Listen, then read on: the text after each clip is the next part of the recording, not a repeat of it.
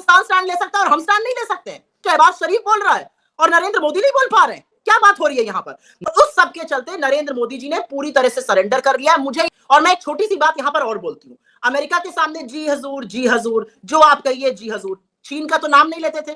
चीन पाकिस्तान के command centre में बैठकर अपने उपकरण उनको देकर उनके साथ ऑपरेशन सिंदूर में मुस्तैदी से खड़ा रहा। ये बात मैं नहीं, ये बात जनरल चौहान तक ने कही है। और अमेरिका ऑपरेशन सिंदूर के बाद जो ऑपरेशन सिंदूर के कारण कारक था, जो नरसंहार का मुख्य आरोपी असीम मुनीर को अपने घर में बैठाकर मुर्ग मुसल्लम की दावत करता है और कहता है what a great nation Pakistan is, उसके आर्मी जनरल जाके पाकिस्तान की आर्मी के साथ ट्रेनिंग कर रहे हैं। गजब नरेंद्र मोदी ने फॉरेन पॉलिसी बनाई, गजब रिश्ते बनाए, हिंदुस्तान का सिर नीचा करने के अलावा लफाजों ने और कुछ नहीं किया है।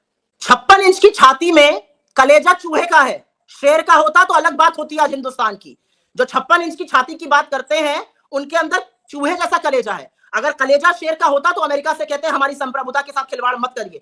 वो डिप्लोमेसी का मतलब गलबैया करके जबरदस्ती गले पड़ना ये करना नहीं होता है। हा हु की करने से आज हमारा सिलेंडर नहीं आएगा। और हम जो अंग्रेजों के गुलाम रह चुके हैं आज फिर से ये काम कर रहे हैं, क्योंकि आज जो सत्ता में बैठे हुए लोग हैं उनके खून में गुलामी है। पहले कर Congress party, Rahul Gandhi, compromised prime minister, आप सब लोग लगातार बोलते हैं, लेकिन क्या करे प्रधानमंत्री मोदी? भाई अमेरिका से दोस्ती रखी तब आज 18% टैरिफ लगा, नहीं तो 25% को 50% कर दिया था नाराज होकर। फिर जब इन्होंने कहा ठीक है हम रूस से नहीं लेंगे तो डिस्काउंट ऑफर देके 18% किया। अमेरिका विश्व का ताकतवर देश है, तो क्या चाहती हैं आप? क्या अमेरिका से प्रधानमंत्री पंगा लेते रहे और उसके बाद ट्रंप तो कुछ भी अनाप शनाप बयान देते हैं, उसके बाद अचानक वो टैरिफ कहेंगे लो जी हम 500% टैरिफ कर देंगे, 100% कर देंगे? तो अजीत जी, अमेरिका की लोअर कोर्ट्स ने ट्रंप के टैरिफ पर बैन लगाया था। सुप्रीम कोर्ट का ऑर्डर आने वाला था और क्योंकि 2-3 लोअर कोर्ट्स ने बैन लगा दिया था तो एक ये सहमति बन रही थी कि वैश्विक स्थिति को देखते हुए सुप्रीम कोर्ट का डिसीजन टैरिफ्स के अगेंस्ट हो सकता है, जो फाइनली हुआ। उसने जो ट्रंप का टैरिफ था उस पर बैन लगाया। भारत को एकदम से क्या जरूरत पड़ी कि जो 4-5-6 महीने से डील रुकी हुई थी, उस डील को 30 मिनट की एक फोन कॉल पे नरेंद्र मोदी जी ने सारी कंडीशंस मानकर तुरंत साइन कर लिया। आपने, और मेरे यहां पे 3-4 सवाल है जो दर्शक इसका जवाब दे, आपने सुप्रीम कोर्ट के ऑर्डर का इंतजार क्यों नहीं किया? आपने सशर्त सारी बातें अमेरिका की क्यों मान ली? 18% टैरिफ की आप बात कर रहे हैं, हिंदुस्तान पर 3% से कम लगता था टैरिफ, और मोदी जी को माला पहनाई जा रही थी कि वो टैरिफ 6 गुना हो गया है। उस पर वो वाहवाही बटोर रहे थे। मतलब किस बुद्धि के लोग हैं ये लोग, इस पर चर्चा अलग से होनी चाहिए। आपने अमेरिका की सशर्त मान ली कि भैया हम तो $500 बिलियन का आपके यहां से ट्रेड इंपोर्ट करेंगे। अच्छा भाई, अमेरिका के साथ एक कम देश हैं, बड़े देश जिनके साथ हमारा ट्रेड सरप्लस है, हम उनको ज्यादा बेचते हैं, खरीदते उनसे कम है। $40 बिलियन का ट्रेड सरप्लस था अमेरिका के साथ हमारा। चाइना के साथ $116 बिलियन का ट्रेड डेफिसिट है। हमने अमेरिका से कहा प्रभु हम आपसे $100 बिलियन का हर साल अगले 5 साल सामान खरीदेंगे, तो जो $40 बिलियन का ट्रेड सरप्लस है वो ट्रेड डेफिसिट बनेगा। ये जो हर जगह से आप एफटीए साइन कर रहे हैं उसका कोई मतलब नहीं रहेगा, क्योंकि भैया आपको तो खरीदना सब अमेरिका से है। आपने कहा किसानों पर कोई फर्क नहीं पड़ेगा, तो ये जो ड्रेन डिस्टिलरी ग्रेन्स आ रहे हैं, ये मक्का का बाई प्रोडक्ट जो सोयाबीन ऑयल आ रहा है, जिस तरह से अमेरिका के मैकेनाइज्ड फार्मर्स आकर हमारे किसानों पर हुकूमत करने वाले हैं, इसका जवाब कौन देगा? एनर्जी सिक्योरिटी, आपने अपनी एनर्जी सिक्योरिटी से पूरी तरह कॉम्प्रोमाइज कर लिया। अपना डेटा अमेरिका को तश्तरी में लगाकर लीजिए हजूर परोस कर दे दिया।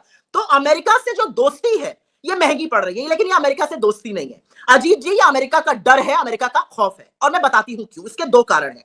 ये जो एप्स्टीन का गैंग है ना नई दिल्ली में, वो डर गया है अमेरिका से। नरेंद्र मोदी जी का खुद का नाम एप्स्टीन की फाइल्स में आया, एप्स्टीन की मेल्स में लिखा गया कि कैसे कैसे उसने मोदी जी को सलाह दी कि आप पहले जाके यूएस के राष्ट्रपति से मिलिए। वो जून में गए, यूएस के राष्ट्रपति से 2017 में मिले। फिर उसने सलाह दी आप इजराइल जाइए, वो इजराइल गए, इजराइल में जाकर वहां पर नाचे गाए जो भी किया। फिर उसने बोला एक मेल में उसके बाद कि मोदी ने मेरी सलाह मानी, नाचने गाने से अमेरिका के राष्ट्रपति अभी खुश हैं, और वो खुशी खुशी वापस गए।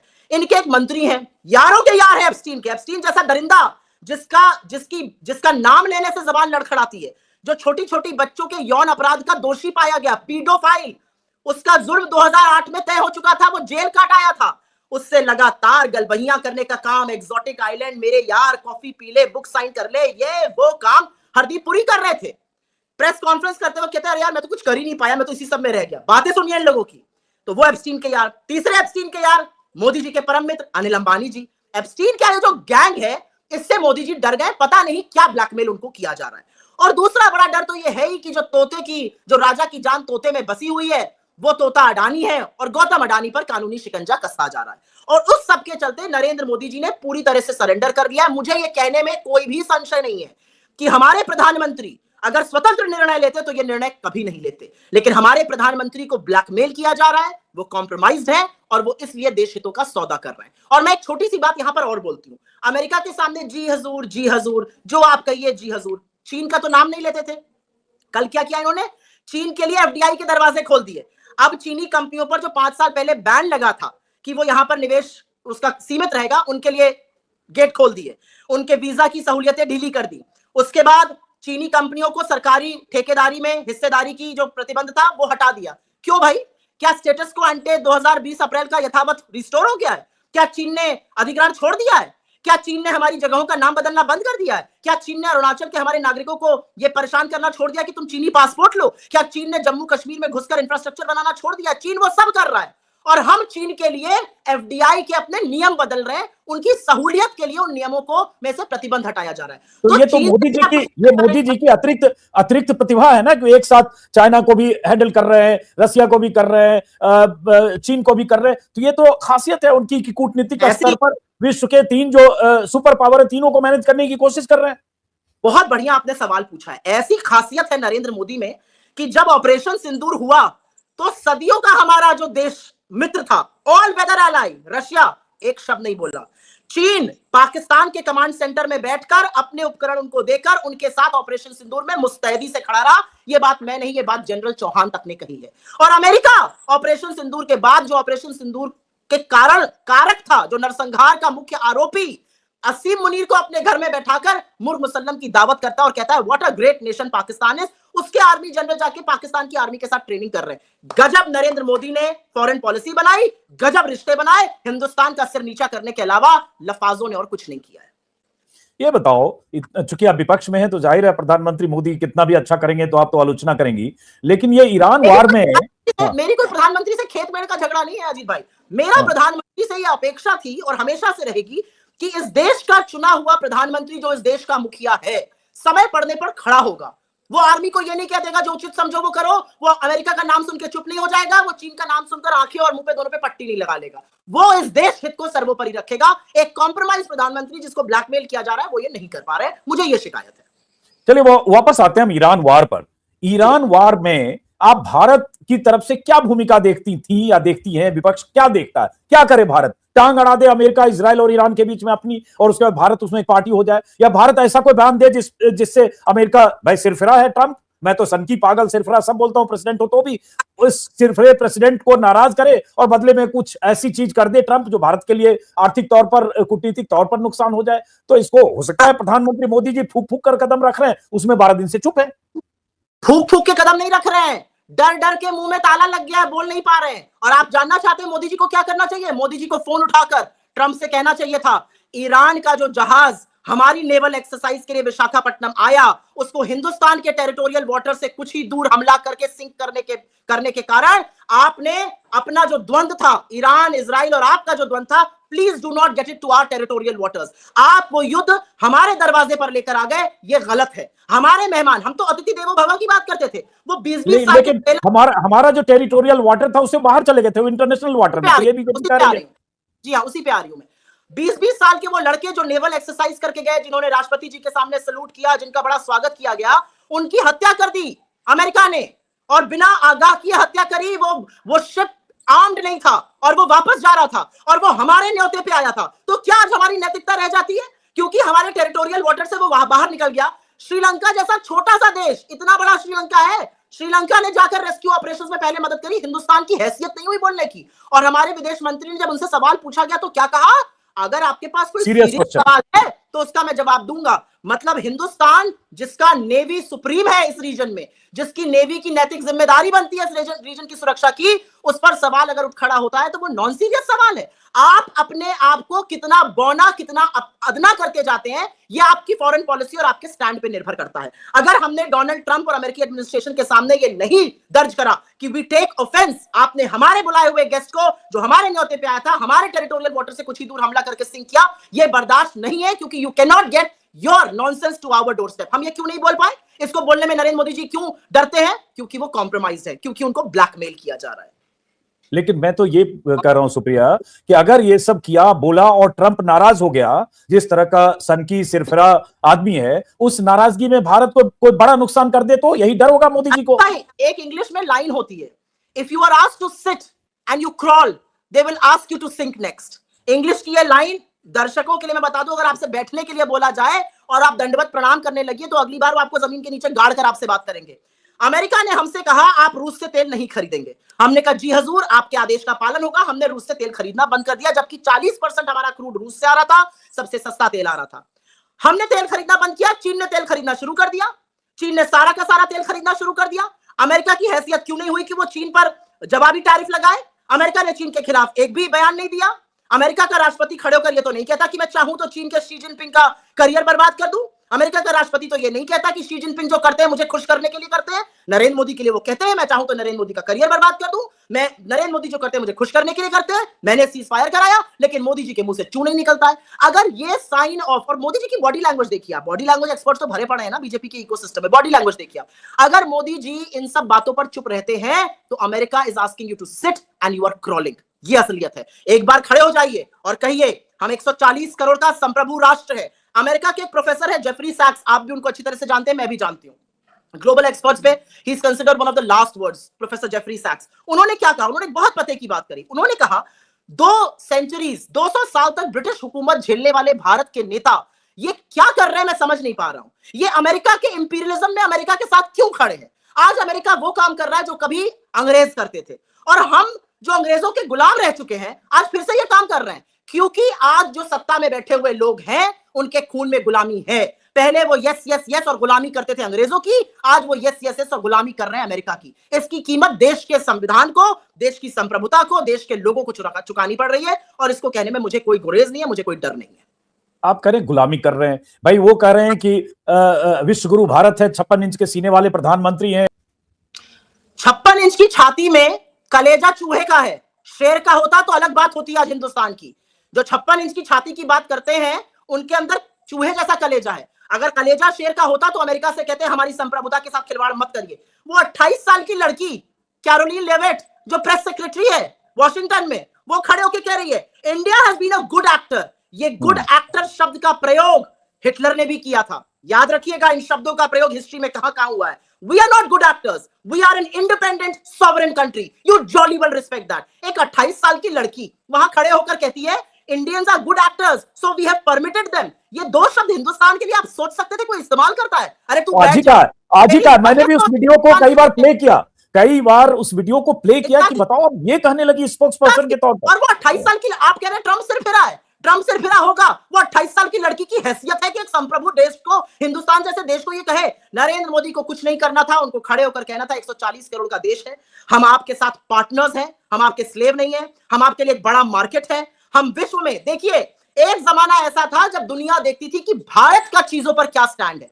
आज जब दुनिया भारत की ओर देखती है तो नील बटा सन्नाटा की चुप्पी पाती है। बहुत सारे देशों ने देखा भारत ईरान पर क्या स्टैंड ले रहा है, हमने कोई स्टैंड नहीं लिया। वो टुच्चा पाकिस्तान स्टैंड ले सकता है और हम स्टैंड नहीं ले सकते हैं। वो टुच्चा शहबाज शरीफ बोल रहा है और नरेंद्र मोदी नहीं बोल पा रहे हैं। क्या बात हो रही है यहाँ पर? मेरा अपना मानना है 56 इंच की छाती ने जितना उपहास भारत का उड़वाया है अपनी, और ये क्यों है इसका भी एक कारण है। वो डरे हुए हैं, वो कॉम्प्रोमाइज है, उनको ब्लैकमेल किया जा रहा है।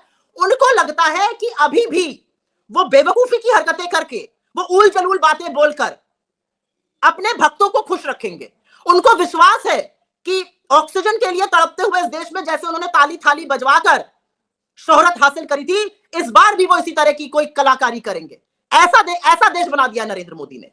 इस देश के लोगों को भी समझना पड़ेगा आपके साथ क्या हो रहा है। इस देश के लोगों को समझना पड़ेगा कि बड़ी मुश्किल से आजादी की जंग आजादी की लड़ाई लड़कर आजादी हासिल की गई। आज उस आजादी को हम अमेरिका के चरणों में नहीं सौंप सकते हैं जो काम नरेंद्र मोदी और एप्स्टीन का गैंग कर रहा है।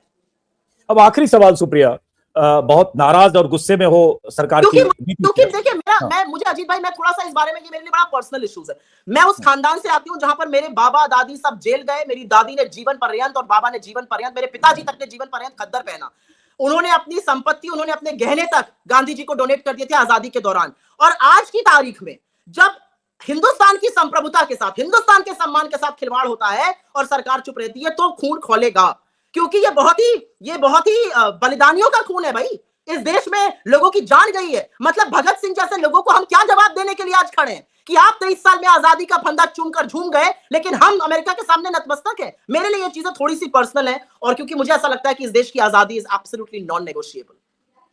तो अब आखिरी सवाल कि ईरान के मसले पर प्रधानमंत्री मोदी की चुप्पी उस दिन भी रही जब ईरान के सुप्रीम लीडर खामेनेई की किलिंग हुई, उसके बाद भी लगातार चुप्पी रही, और उस दिन भी चुप्पी रही जब सही जिक्र किया आपने, विशाखापत्तनम से उनकी जो नेवल शिप थी, युद्धपोत था, वो वापस लौट रहा था और उसके बाद उसको अमेरिकी पनडुब्बी ने डुबो दिया, तब भी चुप रहे। और आज 12 दिन हो गए जंग के, आज भी प्रधानमंत्री मोदी यूएन चार्टर का हवाला देकर कह सकते थे, अंतरराष्ट्रीय कानूनों का हवाला देकर कह सकते थे, नहीं तो पॉलिटिकली करेक्ट रहने के लिए ये तो कह सकते थे कि किसी भी देश की संप्रभुता पर कोई भी हमला मान्य नहीं है, जो स्पेन जैसा छोटा सा नॉन न्यूक्लियर देश कहता है। और जब अमेरिकी राष्ट्रपति उसके बयान पर बौखलाकर कहते हैं, स्पेनिश प्राइम मिनिस्टर के बयान पर, कि हम तुमसे सारे आर्थिक कारोबार बंद कर देंगे, फिर वो बयान रिपीट करता है, तो उसके बाद भी चुप्पी है। अब क्या करें प्रधानमंत्री मोदी? Course correction. आपको पता है स्पेन के प्रधानमंत्री ने ऐसा क्यों किया? क्योंकि स्पेन के प्रधानमंत्री ने अपने देश के स्वाभिमान को, अपनी देश की संप्रभुता को प्रायोरिटी दी। हमारे प्रधानमंत्री ने अपने डर को, अपनी कायरता को, और जो उनके साथ ब्लैकमेल हो रहा है उसको प्रायोरिटी दी। मैं तो इस बात से सहमत हूं कि नरेंद्र मोदी जी उनके पचड़े में ना पड़ना चाहे, अच्छी बात है। आप एक संप्रभु देश है ना, एक देश आता है वेनेजुएला के राष्ट्रपति को उखाड़ के लेके अपने घर चला जाता है, एक आता, उसके बाद वो आते हैं एक सॉवरेन राष्ट्र के सर्वोच्च नेता की हत्या करके चले जाते हैं। तो संप्रभुता की, सॉवरेनिटी की अगर इज्जत नहीं की जाएगी, अगर सॉवरेनिटी को इस तरह से गिरवी रखा जाएगा, तो कल को किस देश के साथ क्या हो जाए क्या पता। अगर आप सॉवरेनिटी के साथ हैं, मेरा targeted assassination of the head of a sovereign Republic पर तो आपको बोलना चाहिए था। आप बोलते कि यूएन चार्टर, आप बोलते कि अंतरराष्ट्रीय लॉज का उल्लंघन है, ये सारी चीजें बंद हो गई, अब इंपीरियलिज्म नहीं हो रहा है। लेकिन आप तो अमेरिकी साम्राज्यवाद के द्योतक बन गए। आप अमेरिकी साम्राज्यवाद के, अमेरिकी इंपीरियलिज्म के फ्लैग बेरर हैं। आज आप उनके साथ खड़े नजर आ रहे हैं। We are on the wrong side of history. और एक बात मैं बता दूं अजीत भाई, ये वक्त भी बीत जाएगा और इतिहास याद करेगा that we were caught on the wrong side of history। और इतिहास कहेगा कि भारत जैसे देश को, जो महात्मा गांधी का देश है, जिस महात्मा गांधी के सीख ने, जिस आजादी के आंदोलन ने नेल्सन मंडेला से लेकर मार्टिन लूथर किंग जूनियर तक को प्रेरित किया नस्लवाद के खिलाफ, आजादी के लिए लड़ने को, आज वो देश अपने हितों के लिए, अपने स्वाभिमान के लिए, अपनी संप्रभुता के लिए नहीं खड़ा हो पा रहा है। इसका जवाब कोई कैसे दे पाएगा? लेकिन जब आप कहती हैं कि... और मैं एक छोटी सी बात, क्योंकि बात हो ही रही है और मेरा आपका दोनों का ही संबंध रह चुका है, देश के मेन स्ट्रीम मीडिया से भी कहना चाहती हूं, अरे महामूर्खों, महाचरण चुंबकों, पाकिस्तान में पेट्रोल डीजल का क्या दाम है उससे मुझे रत्ती भर फर्क नहीं पड़ता। पाकिस्तान गर्त में चला जाए, आज नहीं कल डूब जाए, कल नहीं आज डूब जाए, हमारे यहाँ क्या हो रहा है उस पर चर्चा कब होगी? कितनी गैस की किल्लत है, 60 रुपए दाम बढ़ रहा है, क्या हो रहा है उस पर कोई चर्चा ही नहीं है। ये क्या बात हो रही है? अब आखिरी कि बीजेपी के सांसद निशिकांत दुबे ने जैसे एक बयान दिया था ट्विटर पर, और ईरान का जिक्र किया कि ये वही ईरान है जिसने 1965 और 1971 में पाकिस्तान का साथ दिया, कुछ और बयानों का भी जिक्र किया। फिर भारत क्यों ईरान के साथ खड़ा होकर अमेरिका से दुश्मनी मोल ले? ये बात, एक तो मुझे वो बड़े मस्खरे टाइप के बेवकूफ आदमी लगते हैं, मैं उनकी बातों को इसलिए जवाब नहीं देती हूँ क्योंकि उनका काम ही इस तरह की बेवकूफी के बेहुदे बयान देकर भटकाना है। ये बात जाकर वो भारत सरकार को बोल दे, हमें बिल्कुल खड़ा नहीं होना चाहिए ईरान के साथ, वो जाके बता दे भारत सरकार को। क्यों हमारे फॉरेन सेक्रेटरी ने जाके कंडोलेंस साइन करा? क्यों हमारे हाई कमिश्नर ने कंडोलेंस बुक साइन करी ईरान की बाकी देशों में? ये बात वो क्यों नहीं बोलते हैं? ट्विटर पर कुछ लिख देना, उल जलूल की बातें करना, मीडिया में छाए रहना, ये उस बेवकूफ आदमी की तरबियत है। लेकिन वो अगर ऐसा मानते हैं तो वो मोदी जी को कटघरे में खड़ा करके कहे कि आपका फॉरेन सेक्रेटरी क्यों गया ईरान का साइन करने कंडोलेंस बुक, आपके मुख्तार अब्बास नकवी, आपके तमाम नेता क्यों गए वहां पर? अगर ऐसा था तो उन पर सवाल उठाए। असलियत यह है कि कूटनीति can not be left to scoundrels. Foreign diplomacy का मतलब गलबैया करके जबरदस्ती गले पड़ना और ये करना नहीं होता है। करने से आज हमारा सिलेंडर नहीं आएगा। You are wearing saffron, I am wearing saffron, matching, इससे नहीं आएगा। ये मूर्खता की बात है, ये क्लास केजी के बच्चे करते हैं। You are wearing this, I am wearing this, matching. ये क्या मूर्खता की बात? ये देश के प्रधानमंत्री हैं, आप 140 करोड़ का रिप्रेजेंटेशन करते हैं और आप इस तरह की बेवकूफी की बातें करते हैं बाहर जाकर। मतलब सिर शर्म से झुकता है कि हमारे जैसा देश जो दुनिया में नैतिक धुरी के लिए जाना जाता है, हम नॉन अलाइनमेंट के लिए जाने जाते थे, वहां का देश का प्रधानमंत्री का क्या मामू बना लिया इजराइल ने। इजराइल ने आपको बुलाया, और मैं ये बात कहकर अंत करती हूँ, इजराइल ने आपको अपने यहाँ बुलाया, आप दौड़े दौड़े लपके गए, जबकि आपका टर्न नहीं था जाने का, उनका टर्न था आने का। आप फिर भी गए, क्यों? क्योंकि उन्होंने एक कैरेट दिखाया, उन्होंने एक झुंझुना दिखाया आपको, आप आइए हम आपको एक सम्मान देने वाले। आप दौड़े दौड़े गए, स्पीकर का एक सम्मान दिया गया जो ना आपसे पहले ना आपसे बाद कभी दिया जाएगा। ठीक वैसे ही जैसे फिलिप कॉटलर अवार्ड 2019 में आपको पहली बार मिला था, ना आपसे पहले कभी मिला था ना आपके बाद कभी मिला। इजराइल ने आपको अपना हाईएस्ट सिविलियन ऑनर नहीं दिया, लेकिन आप उस बेकार के अवार्ड के लिए जो पहली बार किसी को दिया जाना था आप पहुंच गए। आपके वहां रहते हुए आपकी विजिट को ढाल बनाकर इजराइल और अमेरिका ने पूरे हमले की रूपरेखा तैयार करी और 48 घंटे नहीं हुए थे आपको वहां से आए हुए हमला हो जाता है। कहां थी आपकी फॉरेन पॉलिसी, कहां था आपका विदेश मंत्रालय, कहां था आपका आईबी, आपका रॉ, जिसको इसकी भनक ही नहीं लगी। तो मैं क्यों ना बोलूं कि मेरे प्रधानमंत्री का तो मामू बना दिया नेतन्याहू ने आपके रहते हुए। या तो आपको वो संलग्न दिखा रहे हैं या महामूर्ख और बिल्कुल बेवकूफ दिखा रहे हैं। मुझे लगता है दोनों दिख रहे हैं आप इस समय। जी हाँ दोस्तों, आपने देख लिया किस तरह भारतीय मीडिया ने मोदी को फाड़ कर रख दिया। तो दूसरी तरफ दोस्तों पाकिस्तान बहुत मजबूत खड़ा है। पाकिस्तान के सामने चाहे कोई भी दुनिया की ताकत हो, पाकिस्तान जो है ना किसी के आगे झुकता नहीं है। दोस्तों भारतीय मीडिया ने खुद ये एतराफ़ किया है। दोस्तों आज के लिए इतने मज़ीद अगर इस तरह की रिएक्शन वीडियो आपने देखनी है तो हमारे चैनल क्रिकेट 4 को सब्सक्राइब कर लें। अगर वीडियो पसंद आई हो तो वीडियो को लाइक और दोस्तों के साथ शेयर ज़रूर करें और कमेंट सेक्शन में ना अपनी राय का इजहार ज़रूर किया करें। कोई एक जुमला पाकिस्तान के लिए दिल से ज़रूर कमेंट में लिखें। आज के लिए इतना ही, इंशाल्लाह मिलते हैं किसी और वीडियो में। तब तक के लिए अल्लाह निगहबान।